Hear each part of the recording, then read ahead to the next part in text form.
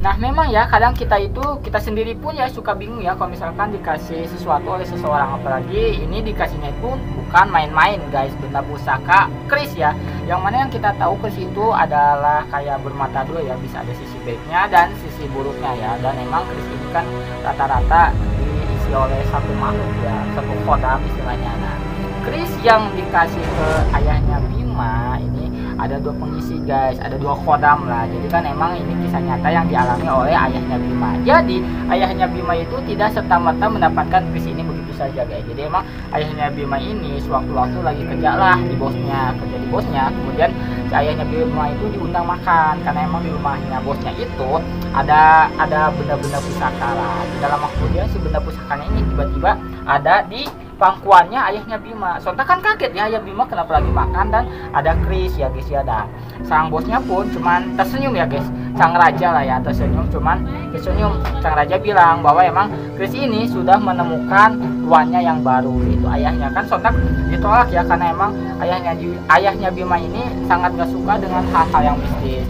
Ditolak baik-baik, kemudian oke lah nggak apa-apa. Nah sesampainya udah beres kerja pulang ke rumah, 2 hari kemudian anak buahnya sang raja bos ini pun menemui ayahnya Bima guys untuk ngasihin hadiah. Serta kan bingung ya hadiah apa, dan ternyata pas dibuka itu kris guys, kris yang dihadiahkan sang raja. Otomatis kan cross check ya ke bosnya bahwa kan emang nelpon emang apakah benar emang ini kris ini dikasihkan ke dia, karena kan emang bingung juga ya mau nolak gimana, bosnya, atasannya gitu.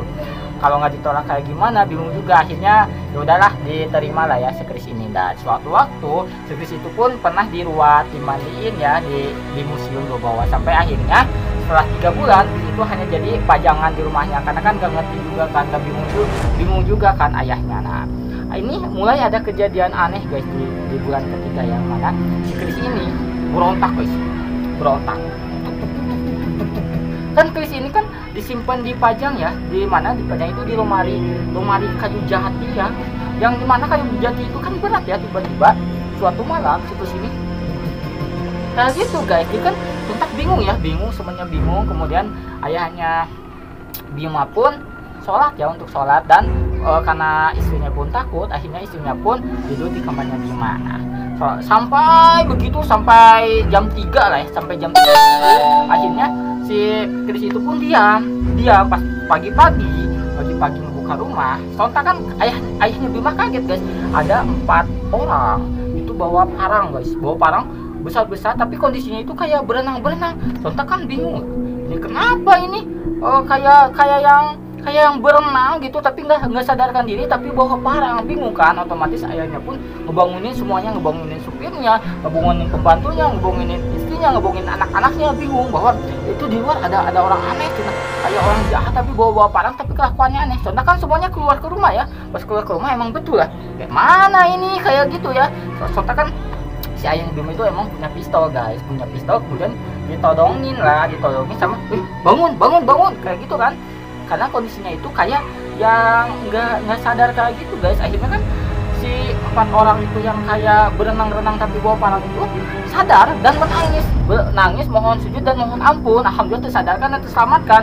Nah bingung kan si ayahnya Bima pun, semuanya pun bingung, ini kenapa tiba-tiba nangis, tiba-tiba minta maaf. Dan ternyata setelah sadar si 4 orang itu ngaku bahwa emang orang ini pun dari 4 hari yang lalu itu emang udah nyiriin rumahnya ayahnya Bima, istilahnya mau ngerampok, mau ngebegal, mau berbuat jahat. Nah sebetulnya udah 4 hari yang lalu itu kemudian ngelihat rumahnya, tiba-tiba ngebuka sendiri rumahnya ya Bima. Dan nggak lama kemudian dari rumahnya itu keluar air bandang, air besar. Otomatis kan kayak keseret ke laut, berenang, dan katanya ada ngelihat sosok kakek-kakek dan ular besar guys. Makanya bingung, kayak berenang menjauh kayak gitu dari 4 hari yang lalu, bayangin, yang mau ngerampok itu.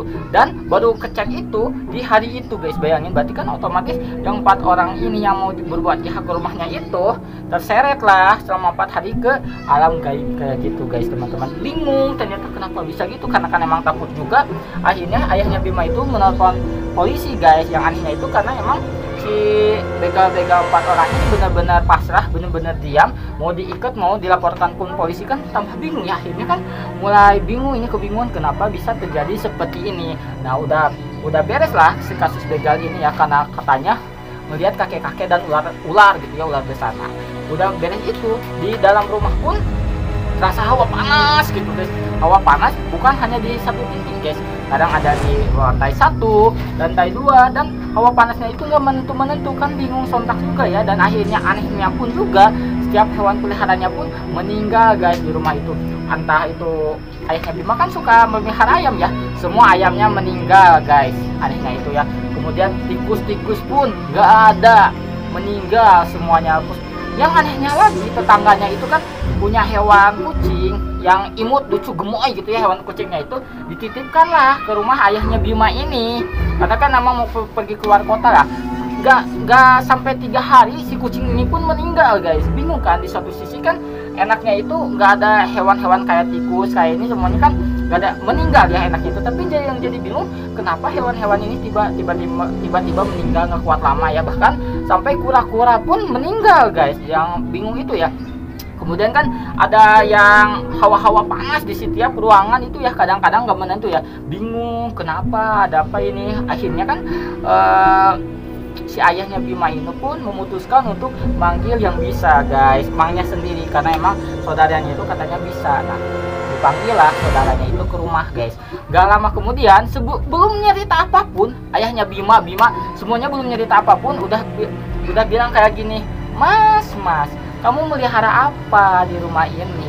Kayak gitu. Sontak kan kaget ya, kenapa belum ada cerita-cerita udah gitu. Akhirnya kan ayah Bima menceritakan semua kejadiannya, bahwa emang beliau itu dikasih keris lah sama bosnya itu, dikasih keris, bahwa emang si keris itu diceritakanlah kejadiannya, bahwa emang ada kemarin itu ada begal 4 orang, tapi katanya 4 orang ini, begal ini aneh guys. Dia kayak berenang-renang di lautan setelah mau ngebegal rumahnya kayak gitu ya. Yang kedua, kemudian ada sedikit hawa-hawa panas di setiap ruangannya, itu pun beda-beda. Yang ketiga, katanya banyak hewan-hewan yang mati di rumahnya, jadi nggak kuat kayak gitu. Nah, usut punya usut, si yang bisa pun nanya ke apa namanya, ke si masnya gitu, bahwa emang ini itu adaan, si kerisnya itu adaan, bahwa emang si kerisnya itu unik guys. Dimana kan kalau misalkan biasa-biasa benda pusaka dan keris itu rata-rata makhluknya itu 2 yang isi, sedangkan ini yang isinya 1 maksudnya ya, 1, sedangkan ini makhluknya isinya 2 kayak gitu. Kemudian ditanya, ini pernah mimpi apa atau apa? Bingung kan, ayah itu nggak pernah mimpi apapun. Dah setelah diingat-ingat, dia baru sadar bahwa emang di mimpinya itu dia ditemui oleh seorang kakek-kakek dan ular besar guys. Dimana kakek-kakek dan ular besar itu minta gula merah guys. Kan bingung ya, makanya nggak digubris sama ayahnya. Makanya ya udahlah, mungkin itu hanya mimpi itu kan bunganya tidur, karena emang si keris itu nggak bisa dibuka sama sekali selain sama ayahnya guys, karena emang ayahnya itu udah jadi pilihannya si keris. Nah si Pak Ustadz ini, bukan Pak Ustadz, yang bisanya itu bilang lah, karena emang makhluk namanya juga makhluk halus, biasanya kalau misalkan kasih permintaan juga suka yang halus. Misalkan kalau misalkan makhluk halus itu mintanya kelapa, rata-rata dia itu meminta tumbal kepala. Nah ini karena berhubung mintanya gula merah, berarti gula merah itu apa halusnya? Secara konotasi dihaluskannya itu berarti darah kayak gitu guys. Makanya gak ada hewan-hewan yang selamat di rumah itu, karena emang itu ulahnya si keris itu guys. Di satu sisi kan si kerisnya itu menolong keluarganya itu dari ancaman pencurian dan begal itu ya, karena emang ada 4 begal itu kayak dilinglungkan kayak gitu. Di sisi lain kayak itu kayak minta dirawat lah, intinya mah minta dikasih makan juga guys, karena gitu. Karena emang fix nggak mau kan hawanya semakin mencengkam dan takut kenapa. Akhirnya si ayahnya pun bilang, ini gimana baiknya, karena aku itu sebetulnya nggak mau keris ini sebetulnya. Nah kan yang bisanya pun akhirnya memutuskan bahwa emang kalau misalkan nggak mau, ini harus dibalikan ke si tuannya yang asal, yang mana kan harus dibalikin ke bos, yang mana jarak si bosnya itu jauh, berarti kan harus ke kota, taruhlah ke kota X, sedangkan si ayahnya itu ada di kota B, taruhlah harus ke kota X. Akhirnya sepakat, oke lah, saya karena nggak mau ngurus yang kayak gini, saya nggak mau yang kayak gini, cukuplah Allah sebagai penolongnya. Akhirnya besoknya itu mau memutuskan untuk mengirim si keris ini kembali ke bosnya, ke kota X. Nah di sini pun janggal guys, karena si kerisnya itu pun kayak enggak mau dibalikin ke yang asalnya, karena emang udah suka banget ke si ayahnya gini, ayahnya Bima. Bahwa emang pertama kejadiannya itu mau dibalikin si Krisnya itu, tiba-tiba ayahnya Bima itu sakit, lemas gitu, nggak mau kemana-mana. Akhirnya nggak jadi dikembaliin ke kota X. Yang kedua, tiba-tiba si mobilnya itu mogok guys. Ayahnya udah sehat, tiba-tiba mogok. Ini nggak ada aja cenah gangguannya ya.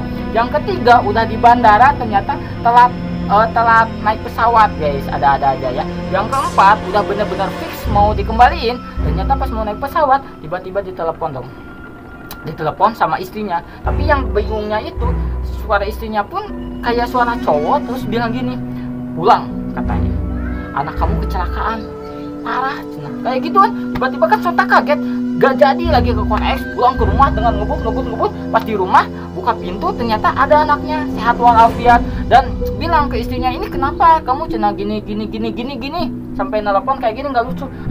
Istrinya pun bingung bahwa emang gak nelpon suaminya gitu. Terus si anaknya pun mengiyakan gitu bahwa emang si mamanya itu nggak nelpon ayahnya buat ngapain, kayak gitu, kayak ngeprank kan, gak ada kerjaannya. Akhirnya kan merenung, coba aja lihat di historika telepon. Pas dicek historika telepon, ternyata nggak ada panggilan masuk di nomor istrinya. Kita cek juga di nomor istrinya pun nggak ada panggilan keluar ke ayahnya guys. Di situ bingung bahwa kok bisa gini. Terus yang tadi nelpon itu siapa?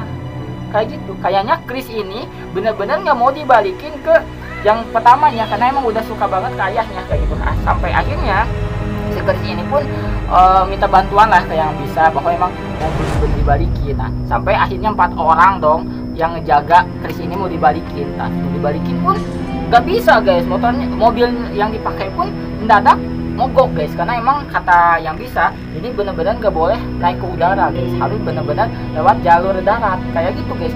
Nah, udah lewat jalur darat bener-bener tiba-tiba mogok. Pasti Krisnya dikeluarin dari mobil, tiba-tiba mobilnya bisa jalan dong guys. Nggak habis pikir kan, aneh banget guys. Akhirnya kemudian diruat, kemudian dipagari, kemudian gimana sampai akhirnya bisa lah jalan. Bayangin jarak tempuhnya itu sampai menghabiskan 10 jam. 10 jam ini 3 orang yang bisa ini benar-benar ngejaga Kris ini supaya nggak keluar energinya, karena emang energi dari Kris ini pun benar-benar dahsyat guys. Bayangkan dalam satu Kris ini isinya ada 2 khodam guys, 2 makhluk, yang mana kan rata-rata satu Kris itu biasanya 1 makhluk ya kayak gitu. Akhirnya alhamdulillah dibalah di rumah bosnya, sampai akhirnya dibalikin karena emang beliau itu nggak mau. Nah, cerita-ceritalah bosnya, karena emang Kris ini pun benar-benar bukan Kris sembarangan, kayak cerita aku di awal-awal bahwa emang si Kris ini pun saat pembuatannya itu benar-benar dibuat oleh guys, yang mana si ini emang terkenal dengan sangat bisa lah ya, sangat bisa membuat Kris, bahkan sampai menempanya pun nggak pakai alat-alat, bahkan sampai jari, karena emang di si gagang Krisnya itu ada bekas sidik jari guys. Dan si Krisnya itu pun emang minta apa ya, kayak minta izin ke yang penghuni gunung sama yang ratu laut guys. Makanya dikasihlah kodam itu ular si kakek kayak gitu. Sampai akhirnya pun karena nggak bisa menahan energi kayak gitu, si pembuat Krisnya pun meninggal guys. Akhirnya si Kris yang udah terbuat pun, udah terisi pun terus beralih ke pemilikannya guys, sampai akhirnya ketemu dengan si sang raja, dan sang raja pun memutuskan ngasih ke Krisnya, ke ayahnya teman aku, karena emang udah pilihan dari Krisnya. Akhirnya kan nggak mau, akhirnya ya udah dikembaliin, kemudian dimandiin sama yang bisa juga, disimpan lah kayak gitu guys. Jadi sampai di sini dulu aja ya cerita serem kali ini. Gimana, lebih menarik dan tertantang nggak guys? Karena emang benda pusaka itu benar-benar kayak bermata dua guys, ada sisi baiknya, ada sisi jahatnya. Sisi baiknya itu kan kayak yang nolongin keluarganya ya dari yang ancaman begal itu ya. Di sisi lain suka minta tumbal kayak gitu, bahkan suka minta makanan kayak gitu guys. Paling gitu aja ya. Bagi teman-teman yang punya cerita serem, boleh tulis di kolom komentar, nanti Mbah Imut bacain ya guys ya. Mungkin gitu aja sih. Like jika kalian suka, subscribe jika kalian mau simak video. Bye bye.